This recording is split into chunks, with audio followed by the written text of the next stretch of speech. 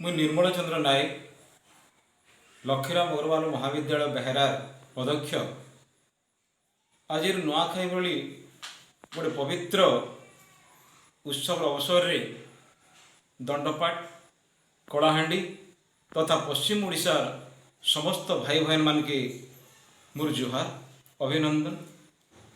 ନୂଆଖାଇ ଗୋଟେ ବଡ଼ ତିହାର ଆମର ଲାଗି। ଇ ଆଦିମ ଅବସ୍ଥାରୁ ମଣିଷ আর প্রকৃতির সম্পর্ক যোড়ি হয়েকিনা রয়েছে।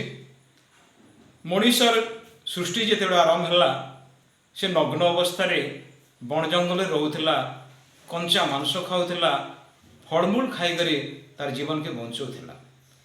ক্রমে ক্রমে মଣିষর সভ্যতার উন্নতি হয়েছে। মাটিকে চিরিকিনা চাষ করবার সে শিখিছে। তেণু এই ধরণী রানীকে সে মা বলি করে মানিছে।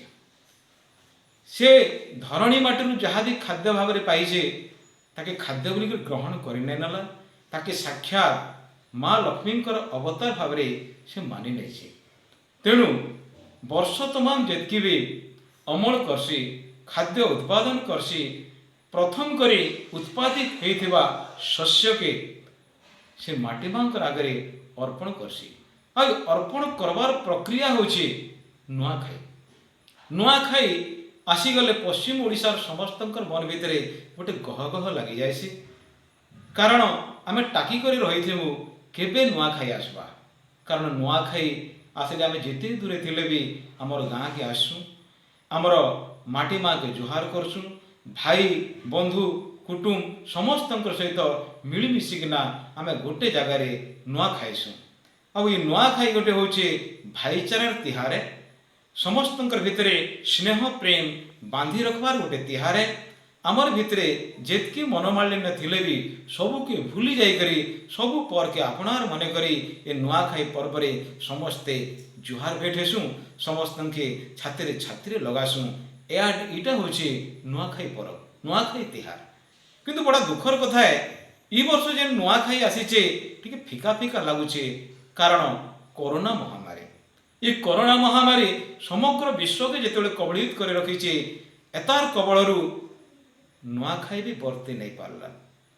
तेणु मन भितर गोटे अजणा भय अच्छे। कारण नुआखाई आसले आम बजार बाइट करसु, नुआ कपड़ा लता किणसु। ई वर्ष टी जावाक डर लगुचे।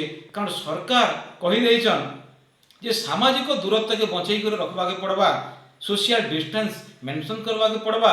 तार लगी आमर भितर गोटे अजणा भय हो जाऊे। आगे आम जेनता खोला खोली दुकान टे जाऊँ, लुगापटा किणुलु, भाई मान सहित मिलूलु, से भाया जिनिस बर्तमान नहीं पार्बा। एटा गोटे बड़ दुखर कथा। ए परिप्रेक्षी ये दंडपाट अधिष्ठात्री देवी माँ दंतेश्वरी, कलाहांडी अधिष्ठात्री देवी माँ माणिकेश्वरी एवं पश्चिम ओडिशार अधिष्ठात्री देवी माँ समलई के कोटि कोटि प्रणति करुचे, कोटि कोटि जुहार करुचे एवं प्रार्थना कर कहूचे, हे माँ ये कोरोना महामारी समस्त के बंचई कर रख, तुम पणत घोड़े कर रख। एति एकार मोर प्रार्थना है।